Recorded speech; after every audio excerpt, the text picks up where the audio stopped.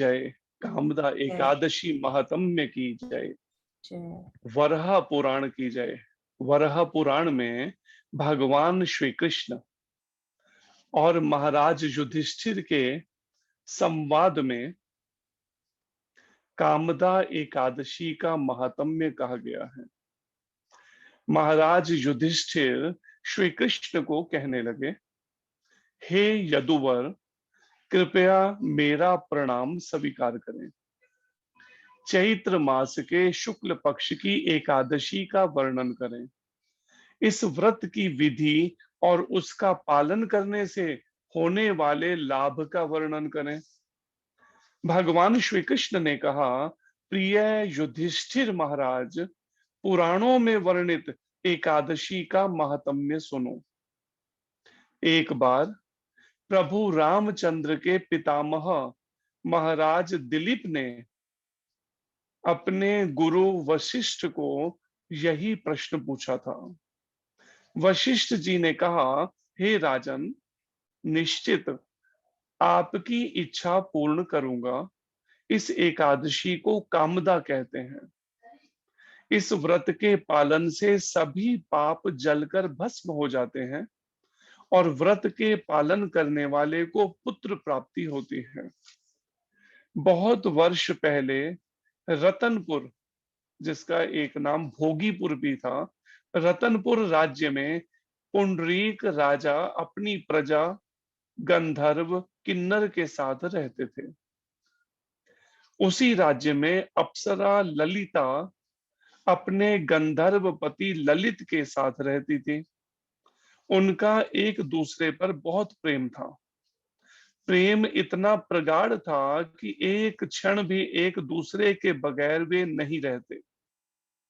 एक बार पुंडरीक राजा की सभा में सब गंधर्व नृत्य और गायन कर रहे थे। उसमें ललित गंधर्व भी था। पत्नी सभा में न होने के कारण उसका नृत्य और गायन ताल में नहीं था। वहां प्रेक्षकों में करकोटक नाम का सर्प भी था। उसने ललित के विसंगत नृत्य और गायन का रहस्य जाना कि वो गलत नृत्य कर रहा है, ठीक से स्टेप्स नहीं दे रहा होगा कि नाचते हुए, उस वासना के कारण से जो उसका आकर्षण पत्नी के प्रति था। और उसने, करकोटक जो सर्प था, उसने राजा को सारी बात उसी प्रकार बताई। राजा बहुत क्रोधित हुए। उन्होंने ललित को श्राप दिया, हे पापात्मा, अपने स्त्री पति कामासक्ति के कारण तुमने नृत्य सभा में विसंगति निर्माण की है, इसलिए मैं तुम्हें नर भक्षक बनने का श्राप देता हूं। पुंडरीक से श्राप मिलते ही ललित को भयंकर नर भक्षक राक्षस का रूप मिला। अपने पति का भयानक रूप देखकर ललिता को बहुत दुख हुआ। फिर भी सभी मर्यादाएं छोड़कर वह अपने पति के साथ वन में रहने लगी। वन में भ्रमण करते हुए विंध्य पर्वत के शिखर पर पवित्र श्रृंगी ऋषि का आश्रम ललिता ने देखा और तुरंत आश्रम में जाकर ऋषि के सामने उसने प्रणाम किया। उसे देखकर श्रृंगी ऋषि ने पूछा, तुम कौन हो? तुम्हारे पिता कौन है? तुम यहाँ किस कारण से आई हो? ललिता ने कहा, हे ऋषिवर, मैं ललिता हूँ, वृंदावन गंधर्व की कन्या हूँ। वृंदावन नाम के गंधर्व की कन्या हूँ। अपने शापित पति के साथ मैं यहाँ आई हूँ। गंधर्व राजा पुंडरीक के श्राप से मेरे पति राक्षस बने हैं। उनका यह रूप देखकर मुझे बहुत दुख हो रहा है। कृपया इस श्राप से मुक्ति मिलने का उपाय कथन करें, जिस प्रायश्चित से मेरे पति की राक्षसी योनि से मुक्तता हो। ललिता की नम्र विनती सुनकर श्रृंगी ऋषि ने कहा, हे गंधर्व कन्या, कुछ ही दिनों में चैत्र मास के शुक्ल पक्ष की कामदा एकादशी आएगी।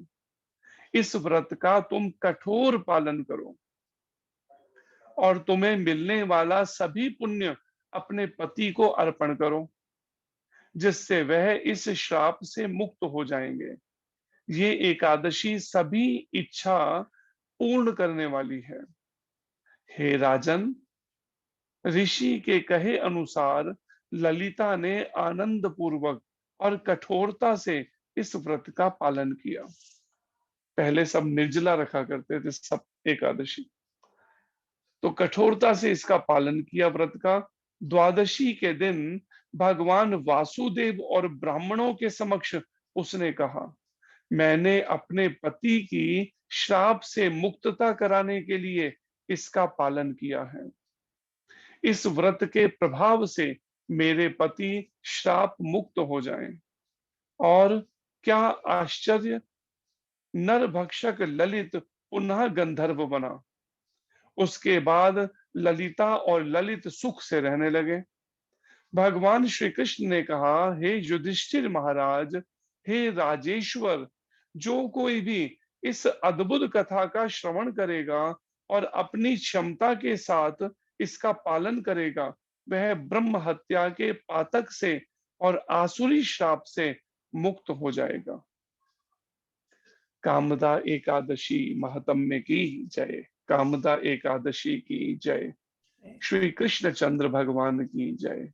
जय। श्री युधिष्ठिर जी महाराज की जय। जय। वराह पुराण की जय। जय। जगदुशील प्रभुपाद महाराज की जय। श्री गुरु महाराज की जय। अनंत कोटि वैष्णव वृंद की जय। जय। श्रृंगी ऋषि जी की जय। जय। हरे कृष्ण। तो ये आज की कल की जो एकादशी आएगी, कामदा एकादशी, उसका ये महात्म्य है।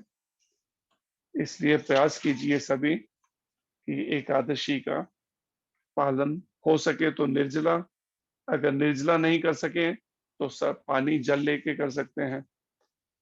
हमारे आश्रम में जो किचन की सेवा देखती हैं वो निर्जला रखती थी कई सालों से, अब केवल पानी पी के रहते हैं। अगर फिर भी मुश्किल तो फिर फलाहार, लेकिन अन्न नहीं लेना चाहिए एकादशी को। तो भगवत गीता, श्रीमद् भगवत गीता यथारूप, जिसका तीसरा अध्याय ये चल रहा है। अध्याय का शीर्षक है कर्म योग और श्लोक संख्या है 37। सभी पीछे दोहराइए। ओम नमो भगवते वासुदेवाय। ओम नमो भगवते वासुदेवाय। ओम नमो भगवते वासुदेवाय। ओम नमो भगवते वासुदेवाय। ओम नमो भगवते वासुदेवाय। ओम नमो भगवते वासुदेवाय। प्रार्थना साथ साथ बोल सकते हैं इकट्ठे ही। ओम अज्ञान तिमिरांधस्य ज्ञानांजन शलाकया चक्षुर उन्मीलितम येन तस्मै श्री गुरुवे नमः। नमः ओम विष्णुपदाय कृष्ण पृष्ठाय भूतले श्रीमते नवयोगेन्द्र गोस्वामिन इति नामिने। नमस्ते प्रभुपाद देवे नाम संकीर्तन प्रचारिणे निर्विशेष शून्यवादी समस्त देशतारिणे। नमः ओम विष्णुपदाय कृष्ण पृष्ठाय भूतले श्रीमते भक्ति वेदांत स्वामिनिति नामिने। नमस्ते सरस्वती देवे गौरवाणी प्रचारिणे निर्विशेष शून्यवादी पाश्चात्य देशतारिणे। जय श्री कृष्ण चैतन्य प्रभु नित्यानंद श्री अद्वैत गदाधर श्रीवासादि गौर भक्त वृंद। हरे कृष्ण कृष्ण कृष्ण हरे हरे, हरे राम राम राम हरे हरे। तो श्रीमद् भगवत गीता यथारूप की इस क्लास में आप सभी भक्तों का, माताओं का, सभी का भाग लेने के लिए स्वागत और धन्यवाद है। तो ये पिछला श्लोक जो अर्जुन का प्रश्न था, अर्जुन उवाच अथा केन प्रयुक्तोऽयं पापम चरति पुरुषः अनिच्छन्नपि वार्ष्णेय बलादिव नियोजितः। ये अर्जुन का प्रश्न था। अर्जुन भगवान से प्रश्न करते हैं कि हे वृष्णिवंशी, मनुष्य ना चाहते हुए भी पाप कर्मों के लिए प्रेरित क्यों होता है? ऐसा लगता है कि उसे बलपूर्वक उनमें लगाया जा रहा हो।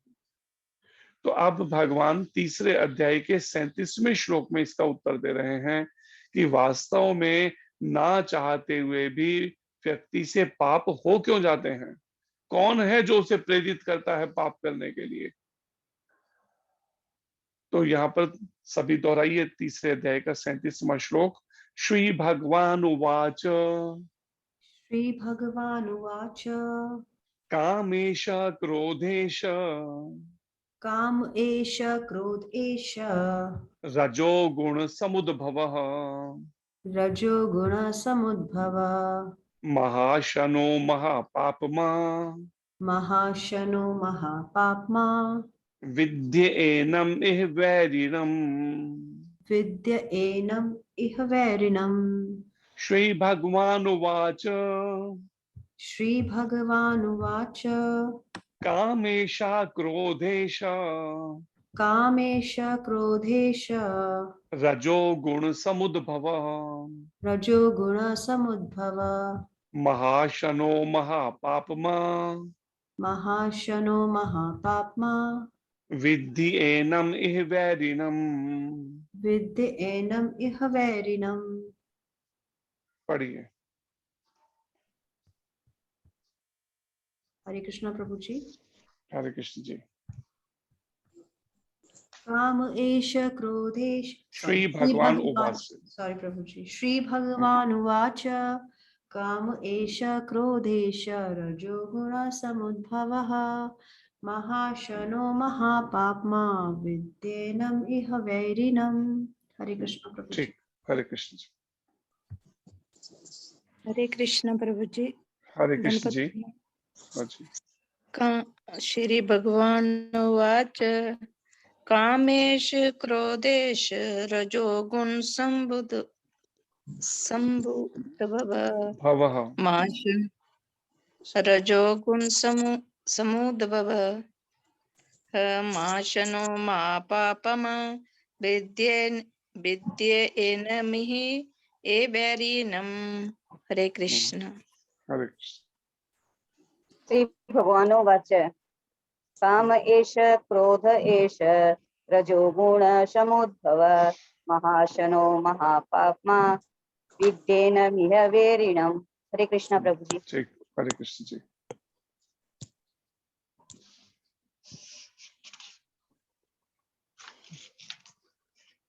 अनुवाद दोहराइए। श्री भगवान ने कहा श्री भगवान ने कहा हे अर्जुन हे अर्जुन इसका कारण इसका कारण रजोगुण के संपर्क से रजोगुण के संपर्क से उत्पन्न काम है उत्पन्न काम है जो बाद में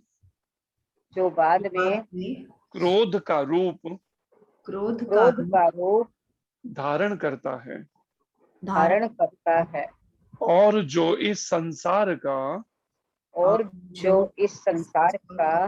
सर्वभक्षी पापी शत्रु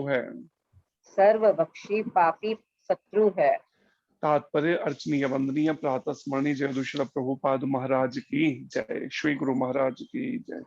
3 पैराग्राफ हैं, एक एक करके पढ़ते जाइए। 3 पैराग्राफ आप में से पहला पढ़िए पैराग्राफ, फिर दूसरा भक्त पढ़िएगा।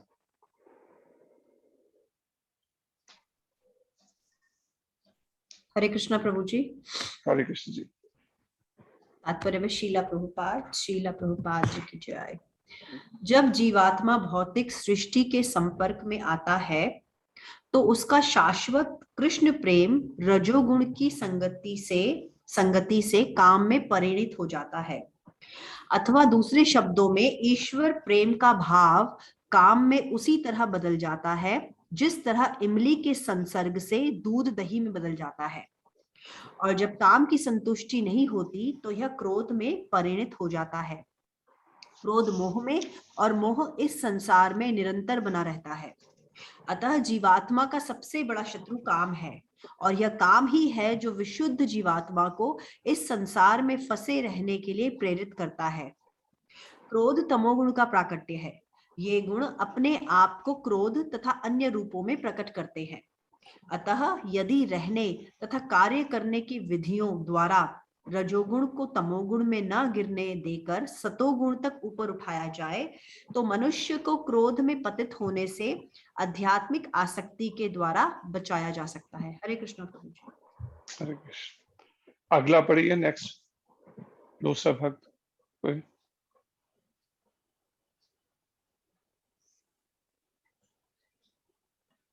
जल्दी पढ़िए।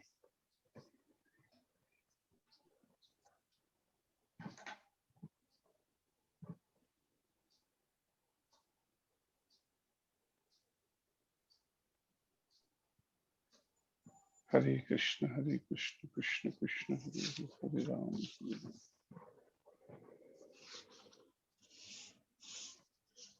तो यहाँ पर जो वर्णन है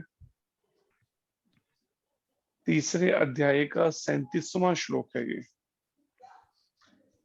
जिसमें सबसे बड़ा शत्रु हमारा कौन है इस संसार में भगवान कृष्ण स्वयं बता रहे हैं। जनरली लोगों को क्या लगता है, अगर किसी से कोई झगड़ा हो गया कोई, तो सोचते हैं ये मेरा शत्रु है। किसी से विचार नहीं मिलते तो भी कई बार हम उसे शत्रु मान लेते हैं अपना। कोई अगर अपमान कर देता है शरीर का तो भी हमें लगता है ये मेरा शत्रु है। लेकिन भगवान कृष्ण यहाँ पर बता रहे हैं वास्तव में जीवात्मा का शत्रु है कौन।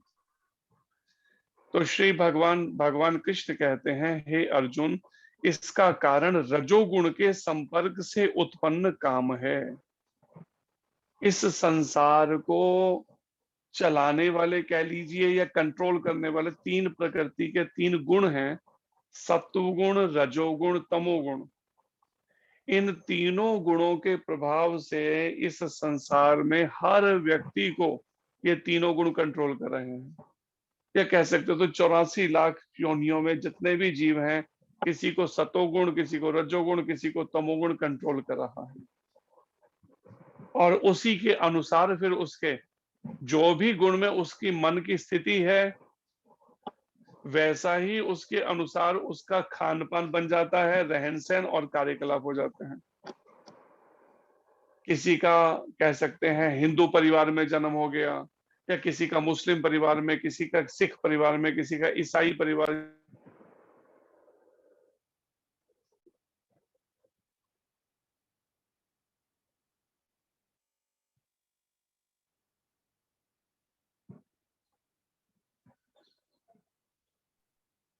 आवाज नहीं आ रही है। हरे कृष्णा प्रभु जी, म्यूट हो गए शायद आप।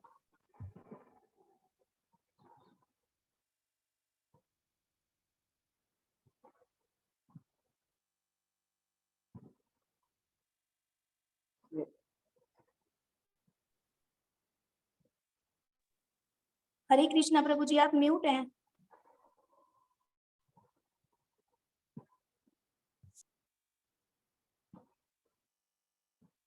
एक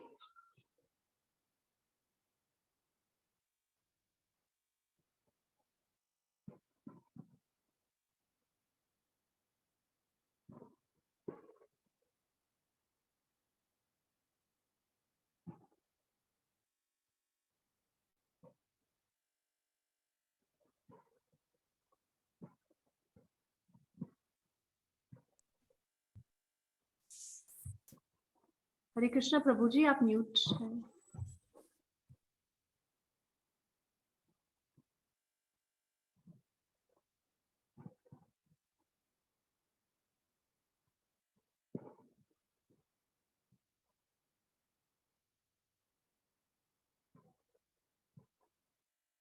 आवाज नहीं आ रही है, कुछ भी नहीं हो रहा। हाँ? हरे कृष्ण।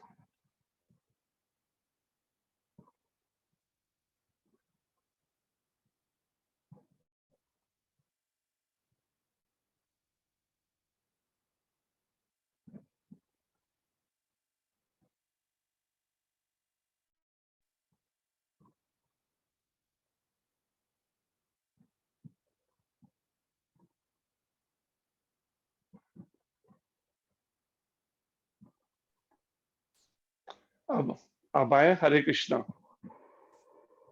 नहीं आ रहा जी प्रभु प्रभु जी। जी। अब क्लियर है आवाज? जी प्रभु जी। जी प्रभु जी।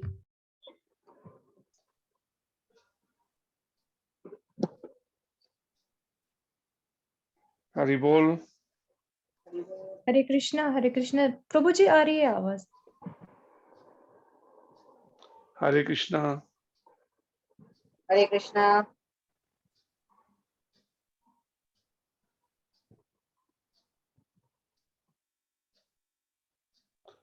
हरि बोल। जी हरे प्रभु कृष्ण प्रभु जी। आवाज आ रही है प्रभु जी आपकी? अगर आप आवाज सुन पा रहे हैं तो रिस्पॉन्स दीजिए। प्रभु जी आ रही है आपकी आवाज। हरे कृष्णा। हरे कृष्ण दीदी, मुझे लगता है नेटवर्क इश्यू है। प्रभु जी को हमारी आवाज नहीं सुनाई दे रही है। आप सुनाई दे रही है आपकी आवाज हमें? आपको सुनाई दे रही हो तो आप बताइए। जी जी प्रभु जी, आ रही है। जी है प्रभु आपकी जी, आवाज। सुनाई हरे दे रही है हम कृष्णा लोगों प्रभु को। जी। ठीक। जी प्रभु जी। आप सब उधर की ओर से अनम्यूट हो ही नहीं पा रहा था इधर, इसलिए।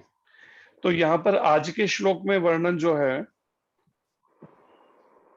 वह ये बड़ा विचार करने वाला है। ये श्लोक 3 अध्याय का 37वां श्लोक, क्योंकि सारा संसार इसी काम वासना कह लीजिए या अपनी उन सांसारिक भौतिक इच्छाओं के कारण से ही इस संसार में पागल बना हुआ है।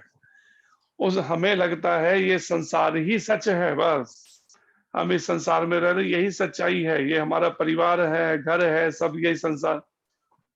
और मन में बहुत सारी इच्छाएं हैं, उन इच्छाओं के अनुसार ही वैसा वैसा भगवान ने जो परमात्मा रूप में हृदय में बैठे हैं हमें उस तरह के परिवारों में जन्म दिया। जैसे जैसे पिछले हमारे कर्म फल थे, जैसे हमने कर्म किए थे, उस कर्मों के फल के अनुसार हमें वैसे ही परिवारों में जन्म मिला, उस तरह के शरीर मिले अपने कर्म फलों के अनुसार। और साथ में जो हमारी इच्छाएं थी, ये 2 चीजों के आधार पर ही अगला शरीर निर्धारित होता है, हमारे कर्म फल और हमारी इच्छाएं, भौतिक इच्छाएं। अब ये हमारे हाथ में है कि हम अपना फ्यूचर जो है, भविष्य, हम जैसा चाहे अपने कर्मों से बदल सकते हैं। अगर हम कृष्ण भावना भावित कर्म करते हैं 24 घंटे, तो हमें इस भौतिक जगत में भगवान कहते हैं फिर दोबारा उसको आना ही नहीं पड़ेगा। एक बार अगर भक्ति पूर्ण कर ले तो भगवान कहते हैं यद गत्वा न निवर्तन्ते। एक बार भक्ति पूर्ण करके मेरे धाम में कोई आ जाए फिर कभी लौटना नहीं होता इस मृत्यु लोक में, इस संसार में। और भगवान कृष्ण अर्जुन को कहते हैं ये संसार मुख्य रूप से यहाँ कौन सा गुण प्रधान है? यहाँ पर रजोगुण की प्रधानता है। ठीक है, साथ में कुछ सतोगुण का भी और कुछ तमोगुण का भी प्रभाव आते रहते हैं समय समय पे। अपने किन चीजों के कारण से हम इनके प्रभाव में आ जाते हैं? सतोगुण, रजोगुण और तमोगुण। कोई बता सकता है आप में से किस कारण से हम इन गुणों के प्रभाव में आ जाते हैं, सतोगुण, रजोगुण, तमोगुण के?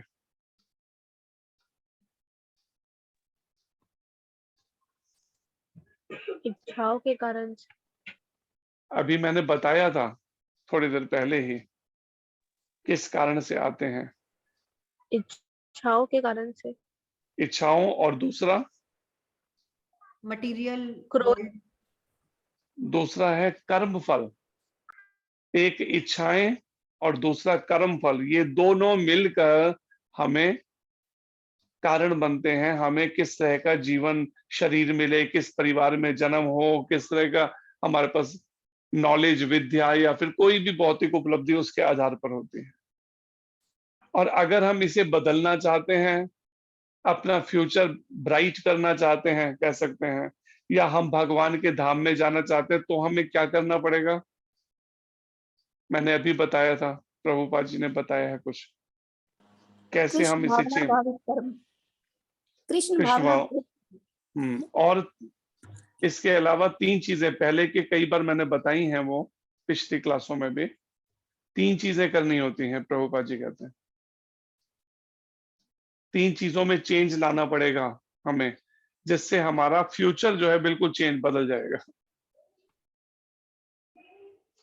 मुझे खाने में पहला है मेरे पीछे, हाँ जी, खाने में अपने पहले अपने फूड हाँ, पहला है हमारा खान पान। प्रभुपाद जी कहते हैं आपको अपनी ईटिंग हैबिट्स जो हैं वो बदलनी पड़ेंगी, खान पान अपना, कि जो भी मुझे खाना है भगवान कृष्ण को, राधा कृष्ण को भोग लगाकर ही खाना है प्रसाद रूप में, और सात्विक आहार लेना है। फिर मुझे राजसिक या तामसिक आहार से बचना पड़ेगा अगर हम भगवान के धाम में उनकी नित्य सेवा में जाना चाहते हैं तो। और पहला है खान पान, दूसरा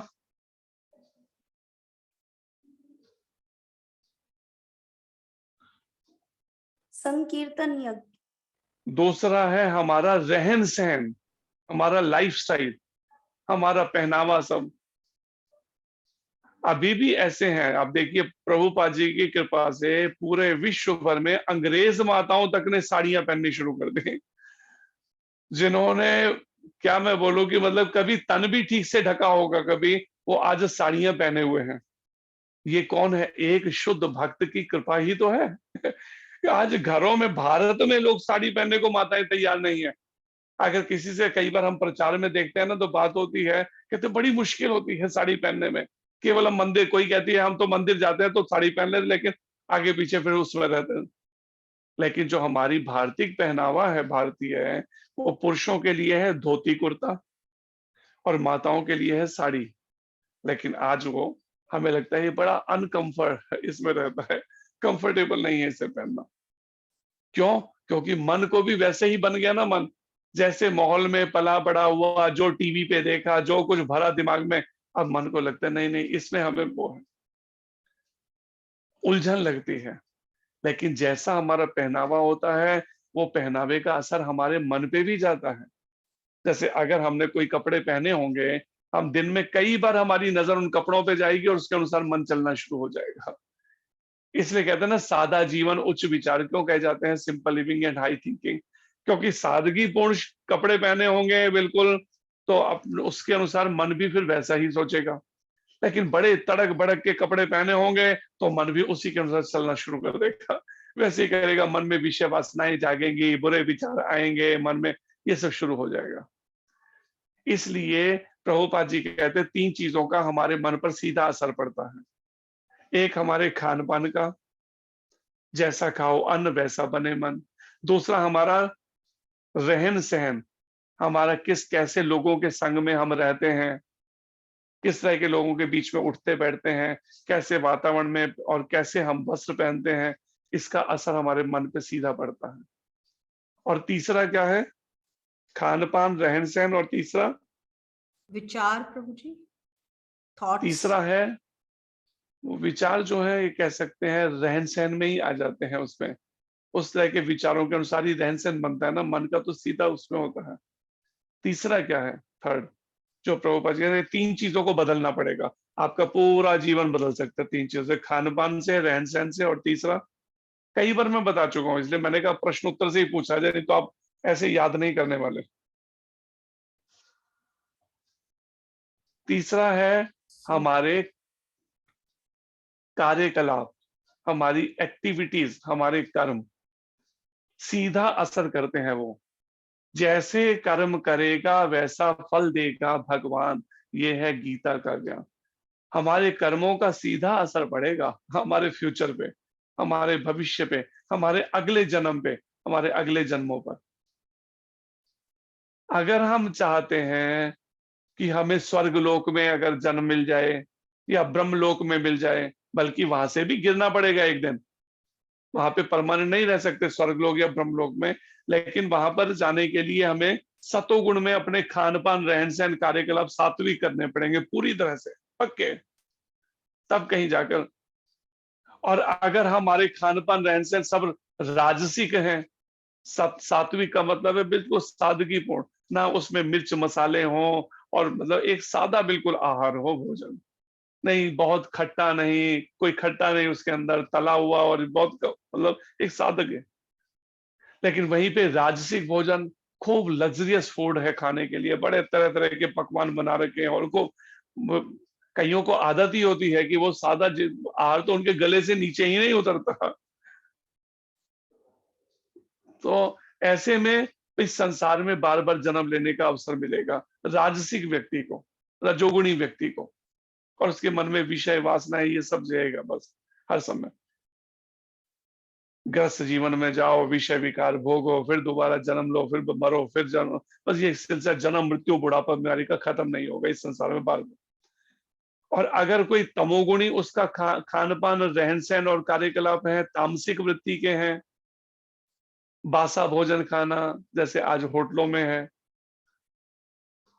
एक होटल का तो पता चला वो होटल वाला नॉनवेज बेच रहा था और लोग खाते थे, पता चला उसी के दुकान के नीचे की नाली के अंदर कुत्तों को ही मार मार के बेचे जा रहा था, उनके मांस को पका के, और लोगों को पता ही नहीं, और तब जाके पुलिस ने अरेस्ट किया। तो क्या कुछ हो रहा है।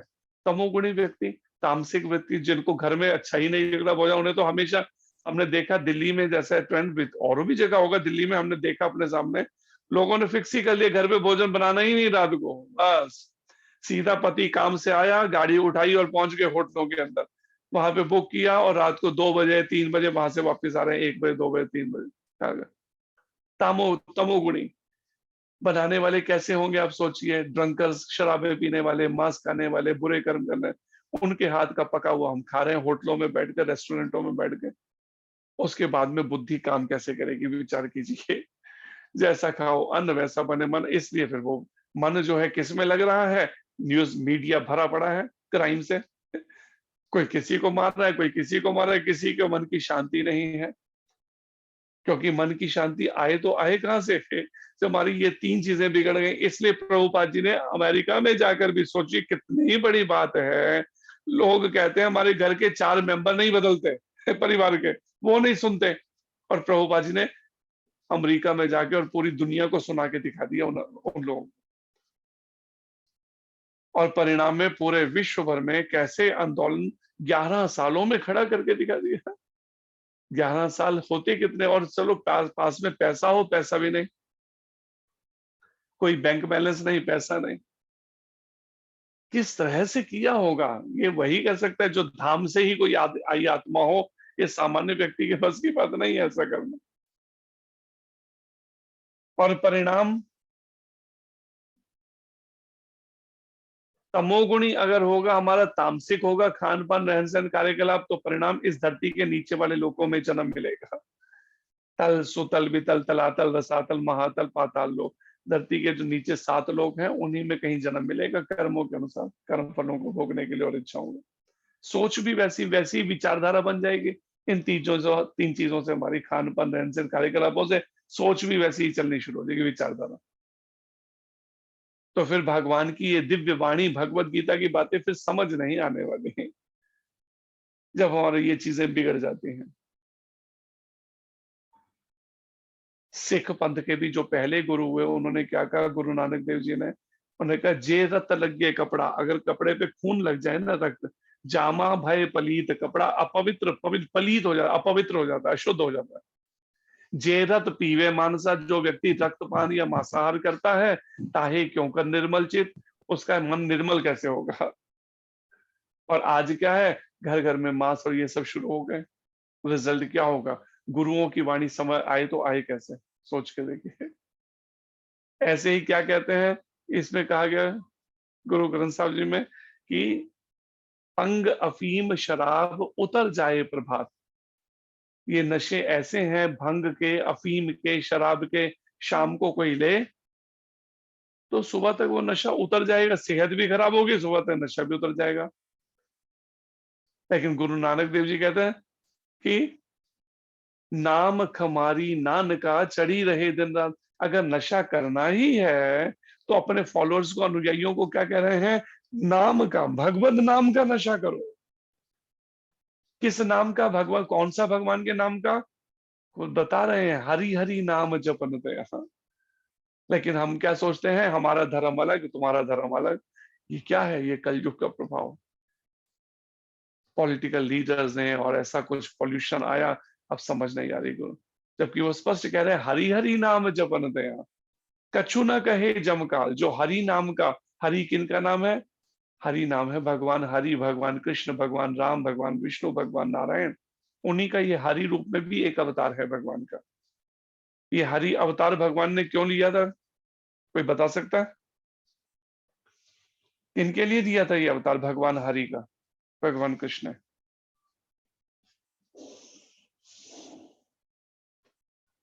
नहीं मालूम किसी को? हरे कृष्ण प्रभु जी प्रहलाद महाराज के लिए। नहीं, प्रहलाद गजेंद्र महाराज के लिए तो मोक्ष के लिए था। प्रहलाद जी के लिए तो नरसिंह भगवान का लिया था ना उन्होंने, गजेंद्र जी, मोक्ष में। गजेंद्र मोक्ष का। गजेंद्र मोक्ष जो है उसमें भगवान ने ये अवतार लेकर आए हैं। भगवान विष्णु कह लीजिए, भगवान कृष्ण कह लीजिए, हरि के रूप में आए हैं। हरि मतलब अपने भक्तों के कष्टों को, दुखों को, कलेशों को हरण करने वाले जो भगवान है। वो गजेंद्र जो है एक हाथी था, लेकिन पूर्व जन्म के अंदर एक राजा था। उससे कुछ पाप हो गया था जिस कारण से अपराध किया, उसे ऐसा जाना पड़ा शरीर में।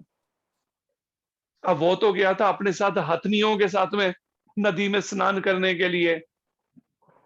बड़ा भारी भरकम ये हाथी था, कोई एक सामान्य नहीं। मतलब जब चलता था ना तो धरती ऐसे हिलती थी उसके चलने से।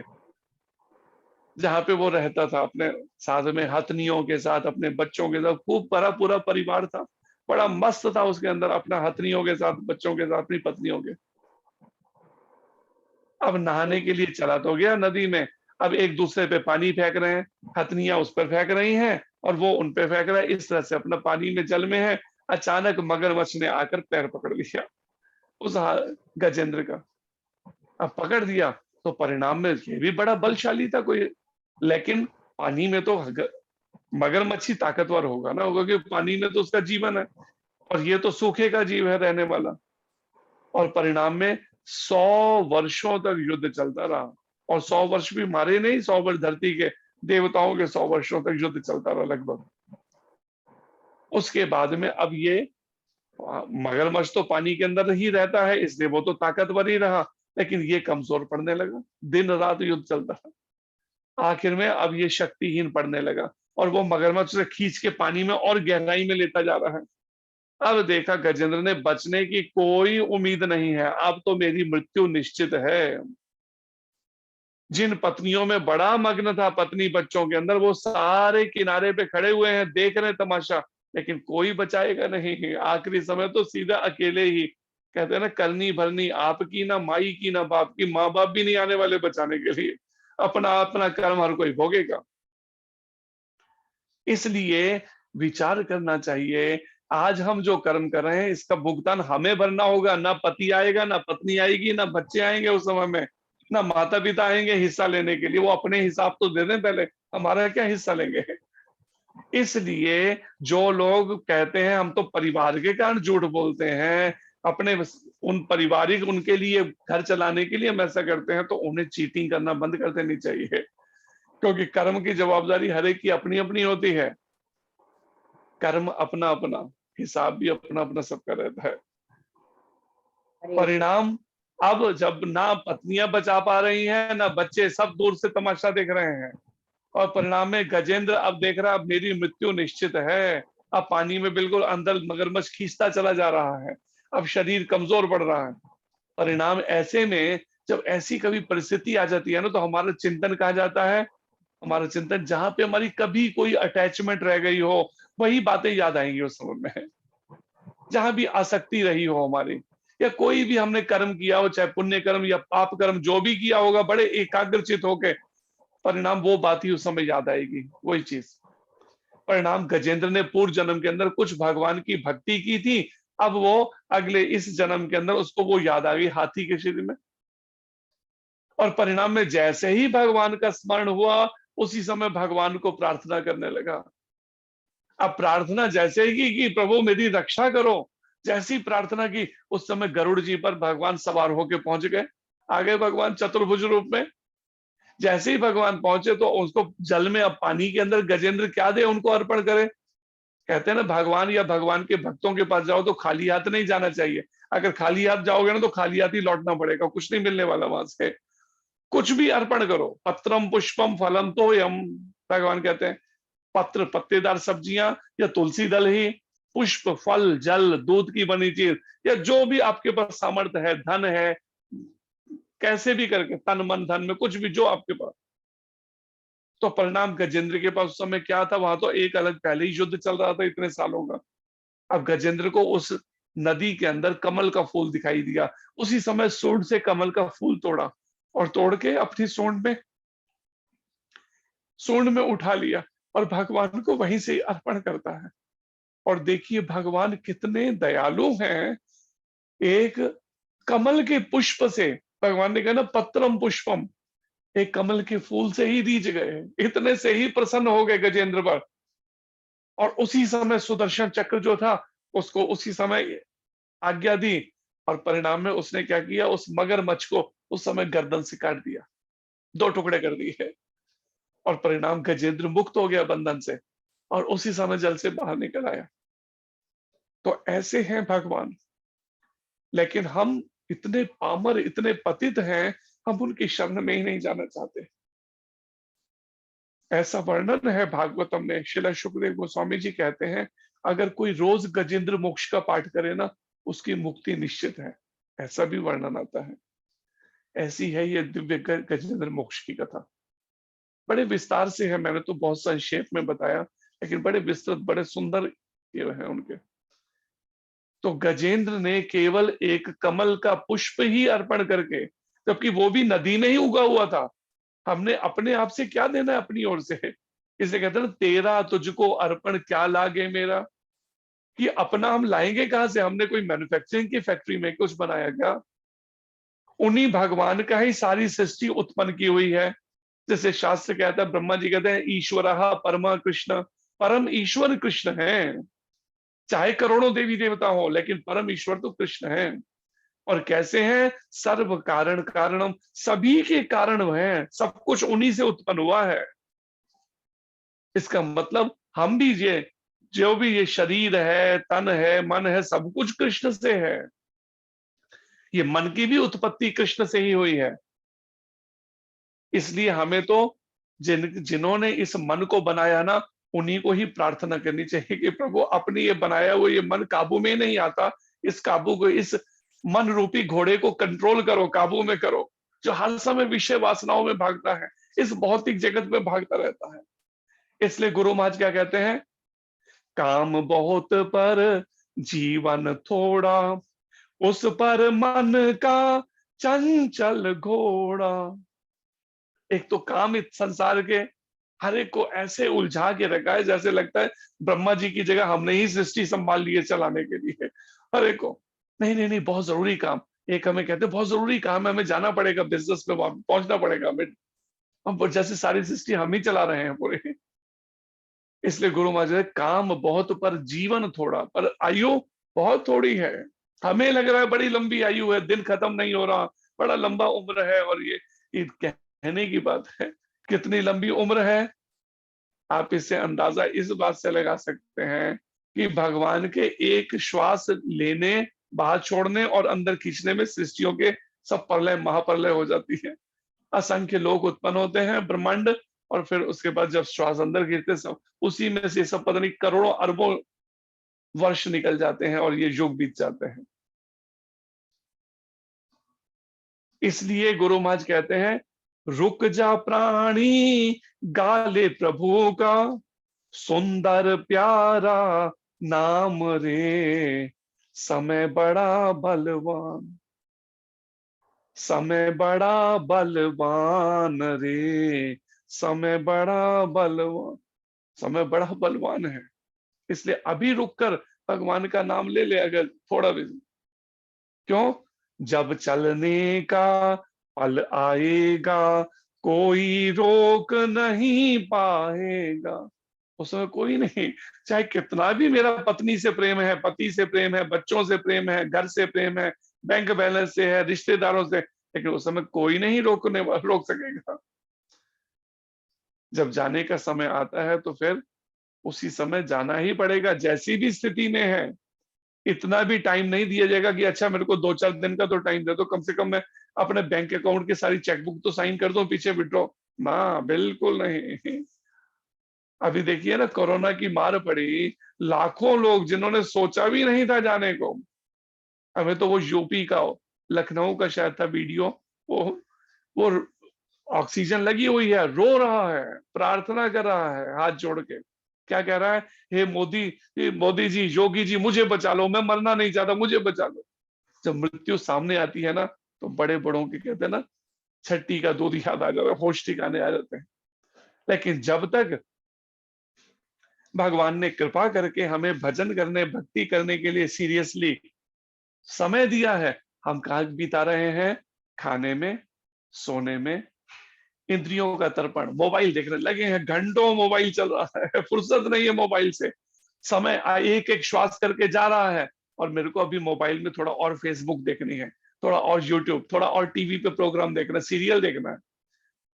अमृतसर की एक माता हमें कहती है, मेरा मन बड़ा विचलित रहता है, प्रभु जी कुछ बताइए।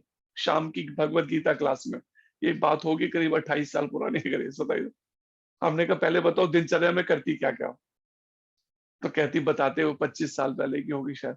तो कहती है कि मैं सुबह से अपना उठी, पहले बच्चे को तैयार किया, उसको स्कूल भेजा, ब्रेकफास्ट साथ में देके, उसे पति को किया, वो अपना रेडी होके उसे ब्रेकफास्ट दिया गया, फिर उनका लंच तैयार किया, और शाम को फिर जैसे ही मैं को भोजन बना रही होती हूँ, उस समय जब सीरियल आता है ना टीवी पे, सास भी कभी बहुत ही, मैं सारे काम बंद कर देती हूँ, खुद बता रही है मेरे को पास में आकर ये बात। तो बस फिर तो मैं केवल सीरियल देखती हूँ, पर मेरे को समझ नहीं आ रहा मेरा मन इतना विचलित क्यों रहता है शाम। मैंने कहा ये कारण है, सास भी कभी बहुत ही सीरियल देखने के कारण से मन शांत। तो हमारा क्या है? टीवी हमारा टीचर बना हुआ है हमारा। पहले लोग शास्त्रों से और गुरु से ज्ञान लेते थे, आज ज्ञान लेते हैं मोबाइल से और उससे, इन्हीं सीरियलों से, फिल्मों से, जो देखते हैं बस वैसे ही बन जाते हैं। सिनेमा हॉल में जाएंगे, वहां पे कोई ऐसी कोई फिल्म देखेंगे जिसमें मारकाट है, बाहर निकलेंगे तो जो सामने आएगा उसी पे पैर चलाने लगे, हाथ पैर चलाने लगे, ये हालत। तो बताइए कहाँ जाएगा वो समाज, कहाँ पहुंचेगा? इसलिए भगवान वेद व्यास जी श्रीमद् भागवतम के 12वें स्कंद में कहते हैं, कलयुग के लोग होलसेल में नरक कुंडों को भरेंगे, होलसेल में भरेंगे नरक कुंडों को। और यहाँ पर उसकी जड़ कारण क्या है? भगवान कृष्ण खुद बता रहे हैं अर्जुन को, वास्तव में इसका कारण है रजोगुण से उत्पन्न काम। ये काम का मतलब क्या है? जो भी शरीर से संबंधित इच्छा है वो काम कहलाती है, चाहे वो स्त्री का आकर्षण हो, पुरुष आकर्षण हो, खाने का आकर्षण हो, सोने, कुछ भी हो आकर्षण, जो भौतिक आकर्षण वो काम कहलाता है। और ये काम कब उत्पन्न होता है मन में? हम कहते हैं हम चाहते हैं सारी भौतिक इच्छाएं हट जाएं, केवल कृष्ण के प्रति मेरा अनुराग प्रेम जाग जाए, लेकिन वो जागता नहीं। क्यों नहीं जागता? रजोगुण के प्रभाव में। ये रजोगुण जो है उसमें नहीं जागेगा भाव कभी भी, वो भाव तो जागेगा केवल सतोगुण के अंदर। और सतोगुण से भी ऊपर उठकर सतोगुण की भी बिल्कुल शुद्ध अवस्था, विशुद्ध सतोगुण या शुद्ध सतोगुण में जब तीनों गुण के प्रभाव से ऊपर कोई उठे, तब वो उस भाव की अवस्था को अनुभव कर सकता है। भाव और प्रेम, जो 9 तरह के भक्ति करने के जो साधन, उसमें से ये 8वीं और 9वीं अवस्था। लेकिन जब तक हम रजोगुण के संपर्क में, ये भौतिक जगत मुख्य रूप से यहाँ रजोगुण प्रधान है, कुछ सतोगुण भी है, तमोगुण भी, लेकिन प्रधानता रजोगुण की है। धरती के नीचे वाले लोकों में प्रधानता तमोगुण की है, धरती के ऊपर वाले लोकों में प्रधानता सतोगुण की है। सतोगुण प्रधान है, बाकी रजोगुण तमोगुण कम, लेकिन धरती पर रजोगुण प्रधान। और जब रजोगुण मन में है, रजोगुण के कंट्रोल में हम आते हैं अपने खान पान, अपने रहन सहन, कार्यकलापों से, बस वैसी ही हमारी समझ बुद्धि काम करनी शुरू होती है। उसके अनुसार मन और बुद्धि बस वैसे ही सोचेगा, मन वैसे ही विचार करेगा, वैसी इच्छाएं करेगा, और बुद्धि वैसे ही निर्णय देगी फिर। और परिणाम में रजोगुण से मन में कामना, इच्छाएं उठती हैं। अब इच्छा उठी, और जब इच्छा पूरी हो गई तो बहुत अच्छा, ये तो बहुत बढ़िया भक्ति मार्ग, हमें तो बहुत अच्छे गुरु जी मिले हैं, हमें तो बहुत बढ़िया मार्ग है, और अब बड़ा अच्छा लगा। लेकिन थोड़ी सी इच्छाएं पूरी नहीं हुई तो परिणाम, मेरे को लगा कहा मैं फंस गई। मेरे को लगता पहले मैं ज्यादा अच्छी थी, अब दीक्षा लेके तो और मेरे को मुसीबत पड़ेगी। अब तो वो भाव ही नहीं जागता। अब तो ये कारण ये नहीं देख रहे हमारा खान पान, हमारा रहन सहन, कार्यकलापों में कमी आई है कहीं, उस पर विचार नहीं कर रहे। बताओ तो समझ नहीं आ रहा, क्यों? मन और बुद्धि रजोगुण के प्रभाव में है। अब रजोगुण के प्रभाव में अब सतोगुण की बातें कैसे समझ आए, विचार कीजिए। वो उतनी समझ आएगी जितनी डिग्री में प्योरिटी, शुद्धता आई, पवित्रता आई, अन्यथा वो समझ ही नहीं आएगी बातें। तो यहाँ पर भगवान कृष्ण कहते हैं इसका कारण रजोगुण के संपर्क से उत्पन्न काम है, जो बाद में क्रोध का रूप धारण कर लेता है। और जब मेरी इच्छा पूरी नहीं हुई तो गुस्सा, एंगर, क्रोध से लाल पीले हो जाते हैं बस। अब इससे बदला लेना है, इसको छोड़ना नहीं है, इसको, इसकी हिम्मत कैसे हुई? और यही सब चल रहा है। उसी के कारण से क्रोध कहते हैं ना, क्रोध अगन से तेज है, अग्नि से भी तेज है क्रोध की। अगर दिन में एक बार भी क्रोध किया ना, समझो सारी की कराई पूरे दिन की साधना खत्म कर दी, जला डाली, ऐसा संत कहते हैं। तो कितना सावधान। लेकिन क्रोध हनुमान जी ने भी किया था, वो क्रोध, लेकिन हम जैसा क्रोध नहीं था। हमारे हनुमान जी का क्रोध तो दिव्य उस पे था, वो कोई भौतिक संसारिक कामना के कारण से नहीं था। उनका क्रोध था माता सीता जो है, जगत जननी जो है, उनके प्रति जो रावण ने दुर्व्यवहार किया, परिणाम में हनुमंत लाल जी क्रोध में इतने आ गए कि पूरी लंका फूक डाली, कुछ छोड़ा ही नहीं, लंका सब जला डाला। परिणाम, जब कामना पूरी नहीं हुई, इसलिए गुरु महाराज हमें बार बार ये बात दिमाग में बैठा, बार बार सिखाते हैं क्या? No expectation. किसी से कोई अपेक्षा मत रखो, बस। अपेक्षा रखोगे, अगर अपेक्षा पूरी नहीं हुई तो क्रोध, गुस्सा आएगा। इससे अच्छा अपेक्षा मत रखो कोई। बहुत एक कहते हैं ना, नाता एक राम जी से दूजे नाते छोड़ दे। नाता एक राम जी से दूजे नाते, केवल एक राम जी से नाता ठाकुर जी से रखना बस। भगवान कृष्ण का एक नाम राम भी है, क्योंकि राम शब्द का अर्थ है आनंद के भंडार, और भगवान कृष्ण आनंद के भंडार हैं। इसलिए भगवान कृष्ण का एक नाम जो है राम भी है। तो भगवान राम से, भगवान कृष्ण से नाता बनाना पड़ेगा अगर चाहते हैं इस भवसागर से पार उतरना तो। और जब तक मन में भौतिक काम और कामनाओं ने डेरा डाल के रखा है, तब तक कृष्ण प्रेम हृदय में कैसे जागे? गुरु महाराज कहते हैं जहां काम है वहां राम नहीं, जहां राम है वहां काम नहीं रह सकता। जैसे हमारे आचार्यगण कहते हैं, कृष्ण सूर्य सम, माया है अंधकार। जहां कृष्ण तहां नहीं मायार अधिकार। भगवान कृष्ण की तुलना की गई है दिव्य दैदीप्यमान सूर्य से, और इस माया की या इस भौतिक इच्छाओं की, कामनाओं की, अपेक्षाओं की तुलना की है अंधकार से। और जहां पर कृष्ण है वहां ये काम नहीं रहता। जहां राम है वहां काम नहीं, जहां काम है नहीं राम। तुलसीदास जी ने इसमें छुपाई कि एक ही उसमें दोनों इकट्ठे एक समय में, जैसे एक म्यान में दो तलवारें नहीं रह सकती, इस तरह से काम और राम इकट्ठे नहीं रह सकते। जैसे अंधकार और सूर्य आपको एक साथ हमने रह रहे, ऐसा हो ही नहीं सकता है। सूर्य उदित होंगे, ये भाग खड़ा होगा दुम दबा के, अंधकार जो रात भर कैसे भरा पड़ा था संसार में, और सुबह सूर्य, एक सूर्यदेव उदय हुए, अंधकार का आता पता नहीं कहाँ छुप गया कोठरियों में जाके, अब रात की इंतजार कर रहा है, रात आएगी तो निकलेगा बाहर उसमें। तो ठीक ऐसे ही हर समय कृष्ण हृदय में रहे, उसके लिए चैतन्य महाप्रभु के रूप में भगवान कृष्ण बता रहे हैं क्या करना होगा। कीर्तनिया सदा हरि, नाम गाने सदा रुचि। ठीक है, एकदम मन में कृष्ण का चिंतन नहीं हो पा रहा, कृष्ण के अभी दर्शन नहीं हो पा रहे, लेकिन हरे कृष्ण मंत्र तो जीभ पे रख सकते हैं ना, इतना तो करें। क्योंकि कृष्ण और कृष्ण के, भगवान कृष्ण में और भगवान कृष्ण के नाम में कोई अंतर नहीं है।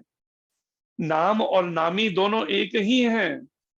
इसलिए शास्त्र कहता है भगवान कृष्ण का नाम, भगवान कृष्ण का धाम, भगवान कृष्ण का प्रसाद, भगवान कृष्ण के शुद्ध भक्त, और भगवान कृष्ण से संबंधित जो भी उनके वस्त्र आभूषण और जो कुछ भी, सब कृष्ण ही हैं। तत्व रूप में कृष्ण ही है, लेकिन रूप अलग अलग दे रखे हैं, अलग अलग उसके लिए, हमारे भावों के अनुसार। तो निरंतर हरे कृष्ण मंत्र का जप और कीर्तन बंद अगर नहीं करें हम, अगर इसकी अभ्यास कर लिया ना, तो इस काम वासना और ये सब अपेक्षाएं, इनको भागते रास्ता नहीं, धीरे धीरे हम इससे ऊपर उठ सकते हैं। और यहाँ पे भगवान कृष्ण कहते हैं बाद में यही काम, जब काम की पूर्ति नहीं होती, इच्छा पूरी नहीं हुई, तो यही क्रोध का रूप धारण करता है, जो इस संसार का सर्वभक्षी पापी शत्रु है। सारे संसार को भक्षण करने वाला है ये, कुछ भी नहीं जोड़, सब कुछ। आप देख सकते हैं ये क्या चल रहा है, रशिया और यूक्रेन का, ये कौन भक्षण कर रहा है? ये सर्वभक्षी पापी शत्रु काम ही तो है। सारा यूक्रेन तबाह करा लिया, लेकिन वो क्या कहता है प्रेसिडेंट उसका, झुकूंगा नहीं, हार नहीं मानने वाला। बताइए ये क्या चीज है? काम नहीं तो और क्या है? मिथ्या अहंकार के कारण, उस केवल एक अहंकार के कारण, बस अहंकार में अकड़ा हुआ है, नहीं झुकना चाहता। और परिणाम क्या है? तबाही मचवा रहे, लाखों लोग तबाह हो चुके, लेकिन उसको कोई बस कहता नहीं, झुकूंगा नहीं। और दूसरा भी बाज आने को, उसका भी अपना अहंकार, दो अहंकार आपस में टकरा रहे हैं और परिणाम विनाश की तैयारी है, सर्वनाश की तैयारी कर रहे हैं। तो ये सर्वभक्षी पापी शत्रु से बचने के लिए ये हरे कृष्ण महामंत्र का जप कीर्तन और भक्तों की संगति में रह के हमें भगवत गीता के अनुसार जीवन ढालना पड़ेगा। भगवान के शुद्ध भक्त प्रभुपाद जी के मार्गदर्शन में अब तक हमने इसका अभ्यास नहीं करेंगे ना, कि मन में पक्का कि कोई भौतिक इच्छा नहीं, जो भी इच्छा केवल कृष्ण से संबंधित होनी चाहिए, अपने अलग से सुख भोगने की नहीं। जो चीज कृष्ण को अर्पण नहीं हो सकती, मुझे ना वो कपड़ा पहनना है, ना वो वस्तु खानी है, कोई ऐसी चीज खानी है, मुझे कोई भी ऐसा काम नहीं करना, चाहे मैं बंद कमरे में हूं चाहे खुले में, जिससे कृष्ण नाराज हो जाए मेरे से। ये मन में पक्का करना पड़ेगा। किसी से कोई अपेक्षा नहीं करनी, जब तक मेरे हाथ पैर चल रहे हैं किसी से अपेक्षा नहीं, लेकिन हमें आदत पड़ेगी। सब कुछ पका पकाया पहले चाहिए टेबल पे, फिर उसके बाद कोई चाहिए जो मेरी प्लेट भी धो के दे दे। प्लेट भी नहीं, झूठी प्लेट धोना चाहेंगे, तो परिणाम अगले जन्म में। अभी नौकरों को लगा रखा है इस काम के लिए, कल को उन नौकरों के तुम नौकरी करना जन्म लेके, कर्म बराबर कर लेना हिसाब किताब। जब तक हाथ पैर चल रहे हैं अपना कार्य खुद करने, कहते हैं ना अपना हाथ जगन्नाथ, अपने हाथ से अपने कार्य खुद करने चाहिए, दूसरों के भरोसे ना बैठ। लेकिन हमें भी आदत है, आलस के कारण, तमोगुण के कारण, रजोगुणी जीवन के कारण, नहीं दूसरा करे। घर में कला कलेश क्यों होता है? गुरु महाराज कहते हैं क्योंकि झगड़ा किस बात का, तू भी रानी मैं भी रानी, कौन भरेगा घर का पानी। सास चाहती है बहू करे, बहू चाहती है सास करे, इसी झगड़े में पड़े रहते हैं। फिर हम कहीं थे, पता नहीं अमेरिका में थे, तो एक माता जी हमें कहती हैं, तो वो कहती है कि मेरी सास जो है ऐसा आपस में कि सास मेरे को कोई काम, जब मैं कोई कहती नहीं मैं करूंगी, सास करने नहीं देती, और मैं कहती हूँ मैं करूंगी, आपस में इस बात का झगड़ा। मैंने कहा बड़ी कृपा है कि अगर ऐसा आपको मिली है, सास मिली है, तो उसको मैंने कहा बहू को, कि दोनों में इस बात का रहता है कि वो कहती मैं करूंगी तो आराम से बैठ, मैं करूंगी काम। पर रेयर कोई ऐसा सुनने में या परिवार आता है जो कहीं ऐसा हो कि हाँ सास कहे मैं पहले करूंगी, तो बहू कहती है नहीं मैं सेवा करूंगी, आप आराम से बैठो। लेकिन ये काम और अपेक्षा से पीछा छुड़ाना ही पड़ेगा, जिसको वास्तव में एक ही जन्म में भगवत प्राप्ति करनी है। तो इसके तात्पर्य का भी चर्चा रह गई, तो कोशिश करें, समय हो चुका है। तो इस पर कोशिश कीजिए, इस पर अभ्यास करने का, कि मुझे किसी से कोई अपेक्षा नहीं रखनी। अपेक्षा रखनी है तो केवल क्या, गुरु गौरांग राधा कृष्ण, बस उनके शरणागत रहना है। और इसके अलावा किसी और से कोई अपेक्षा नहीं, कोई इच्छा नहीं, कामना नहीं भौतिक। अगर ऐसा हमने किया निरंतर हरे कृष्ण मंत्र का जप करते हुए, तब उम्मीद जा सकती है कि इसी जन्म में रास्ता तय हो जाए। अगर नहीं इसको सीरियस लिया, इस अपेक्षाओं और कामनाओं के जाल से ऊपर नहीं उठे, इच्छाओं के और अपेक्षाओं के जाल से, तो परिणाम में संभव नहीं फिर इसी जन्म में रास्ता तय हो पाए पूरा भगवत प्राप्ति का। इच्छा हमारी है, लेकिन महाप्रभु कहते हैं हरे कृष्ण मंत्र के निरंतर जप कीर्तन से हमारा मन शुद्ध हो सकता है, जो अभी कमजोर पड़ा हुआ है। अभी लगता नहीं कैसे होगा कैसे होगा, पहले ही हार माने बैठा हुआ है, प्राप्ति हो कैसे। गुरु महाराज कहते कोई युद्ध लड़ने के लिए जा रहा है बॉर्डर पे और सोचता है ये युद्ध तो मैं जीत नहीं पाऊंगा, लगता नहीं जीत पाऊंगा, तो गुरु महाराज कहते वो भला कैसे जीत पाएगा, 50% तो लाइफ, प्रभुपाद जी कहते पहले ही हार चुका, वो पहले ही उसने मन में ये नेगेटिविटी भर ली है कि मैं जीत नहीं पाऊंगा। इसलिए मन को तो पक्के करना पड़ेगा। जैसे एक हम कई बार वो गाते हैं, पंक्ति है गुरु महाराज,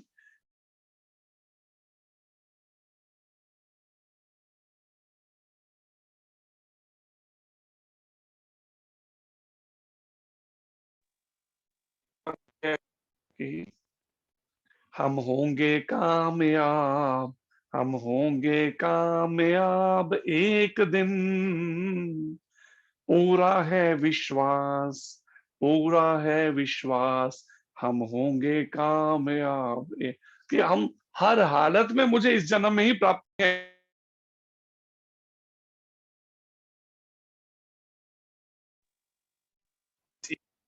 हम नहीं जानते कृष्ण तक हम, तो तब तक हमें क्या है, भगवान कृष्ण के जो प्रतिनिधि हैं प्रभुपाद जी, गुरु महाराज जो शुद्ध भक्त हैं, प्रमाणिक गुरु, उनके माध्यम से कृष्ण तक पहुंचना है, राधा रानी तक। इसलिए गुरु गौरांग राधा कृष्ण को बार बार प्रार्थना करनी है, आप कृपा करो, मेरे दोषों का सुधार करो, मेरे अपराधों को क्षमा करो, मेरे पाप कर्मों को क्षमा करो, मेरे इस मैले मन को, कलुषित मन को शुद्ध करो, मुझे अपनी सेवा प्रदान करो, मुझे नाम गान में रुचि प्रदान करो। बार बार प्रार्थना करते हुए ये हरे कृष्ण मंत्र का उठते बैठते चलते फिरते नाम जप करते हुए फिर अभ्यास करना होगा इन भौतिक इच्छाओं और अपेक्षाओं से, क्योंकि इच्छाएं तो मन में उठेंगी। इसलिए क्या है, हर इच्छा को कृष्ण से जोड़ देना है। जो कृष्ण को पसंद है, कृष्ण प्रसन्न होंगे जिससे, वो इच्छा तो ठीक, चलो वो कर, लेकिन जिससे कृष्ण प्रसन्न होंगे वो कोई काम मुझे नहीं करना अपने 24 घंटे में। ऐसा अभ्यास डालना पड़ेगा। हरे कृष्णा। धन्यवाद आप सबका। कोई प्रश्न हो तो कर सकते हैं आप ऐसे। हरे कृष्णा प्रभु जी। हरे कृष्ण सो जी। Much Prabhu ji for the beautiful class Prabhu ji. और सबसे अच्छा प्रभु जी आपने क्वेश्चन आंसर पूछा। That is the best thing Prabhu ji. हमें भी सीखने को मिलता है, भूल जाते हैं हम भी। रिवाइव हो आगे से यही करना पड़ेगा। आप लोग पता नहीं याद भी करते हो नहीं, इसलिए मैंने इसलिए अब आगे से क्वेश्चन आंसर साथ साथ चलाने पड़ेंगे। जी प्रभु जी, बहुत सुंदर प्रभु जी, बहुत अच्छा प्रभु जी, ऐसे हम सुधरेंगे प्रभु जी। हाँ, थैंक यू प्रभु क्योंकि जी। हम यहाँ मंदिर में क्लास ऐसे ही लेते हैं, जो बच्चे और बड़े होते हैं उनसे। आज सुबह भी मंगल आरती की क्लास के अंदर क्वेश्चन आंसर कर रहे थे, तो उससे पता चल रहा था किसी को कितना याद है कितना नहीं है ये बात का। जी हरे कृष्णा प्रभु जी। हरे कृष्ण जी। हरे कृष्ण। प्रभु जी, ये एकादशी में अगर अपने पूर्वजों का दिन आता है तो कहते हैं अन्न का दान के बिना उनको नहीं मिलता है, तो क्या करें फिर? उनका तिथि आती है, पुण्य तिथि। नहीं, एकादशी को भगवान को पहले अर्पण करके जो फलाहार है वो अर्पण कीजिए। कौन से शास्त्र में लिखा है कि उनको अन्न के अलावा कुछ और अर्पण नहीं हो सकता? नहीं इतने वो ऐसे हैं जो अपने कुल देवताओं को मानते हैं, उनको मांस अर्पण करते हैं, जबकि कहीं ऐसा ना, बस उन्होंने बना लिए कलयुग के सुना सुने करके। नहीं तो रिश्तेदार कहते नहीं जी, वो देवता कुल देवता नाराज हो जाएंगे। क्यों नाराज? क्योंकि तुमने उसको मीट मांस अर्पण नहीं किया। इसलिए फालतू बातें हैं सारी, शास्त्र में कहीं ऐसा कथन नहीं। फलाहार अगर देना चाहिए। एकादशी ना होती तो फिर अन्न ही करते, फिर ठीक था। लेकिन अगर एकादशी है तो वो तो बल्कि और प्रसन्न होंगे, क्योंकि एकादशी भगवान कृष्ण को सबसे प्रिय है। और भगवान कृष्ण को पहले भोग लगा के फिर प्रसाद वो उनको अर्पण किया जाए एकादशी का, तो उनको और अधिक लाभ मिलेगा उसका। हरे पूर्वजों कृष्णा प्रभु जी, हरे बहुत कृष्ण। ही धन्यवाद आपका। हरे कृष्णा। हरे कृष्ण। और कोई प्रश्न किसी ने?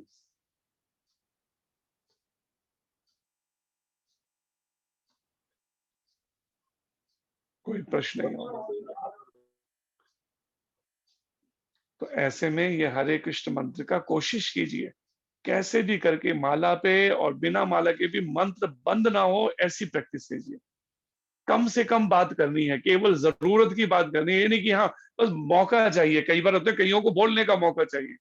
हमारे पास एक फोन आता है एक साधक का, उसकी कॉल अगर मैंने उठा ली तो समझो गया आधा एक घंटा साफ। पूरे दिन के एक 24 घंटे। अगर दूसरी बार उसकी कॉल उठाई तो समझो फिर आधा एक घंटा साफ।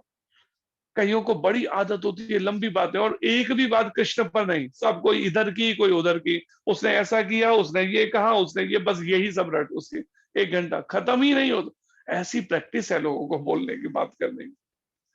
लेकिन महाप्रभु क्या कहते हैं? भालो ना खाईबे, भालो ना परीबे, ग्राम्य वार्ता ना सुनीबे काने। जिसको भगवत प्राप्ति करनी है, जिसको भजन करना है, उसको भला भला बहुत स्वादिष्ट नहीं खाना चाहिए और बड़ा चटकीले इस तरह के कपड़े नहीं पहनने चाहिए बड़े, और ग्राम्य वार्ता लोगों के घर गृहस्थी की बातों में ज्यादा कान नहीं देना चाहिए उसको, जिसको भजन करना है, एक ही जन्म में प्राप्ति करनी। तो इसलिए बातों में कम और नाम में ज्यादा मन को लगाइए। हरे कृष्णा, सभी बोलिए हरे कृष्णा हरे कृष्णा हरे हरे कृष्णा कृष्णा कृष्णा हरे हरे कृष्णा हरे हरे हरे राम हरे राम हरे राम हरे राम राम हरे हरे। हरे हरे। जय श्री कृष्ण चैतन्य प्रभु नित्यानंद श्री अद्वैत गदाधर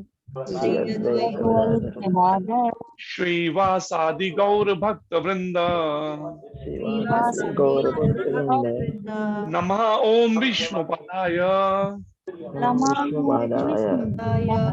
कृष्ण प्रेष्ठाय भूतले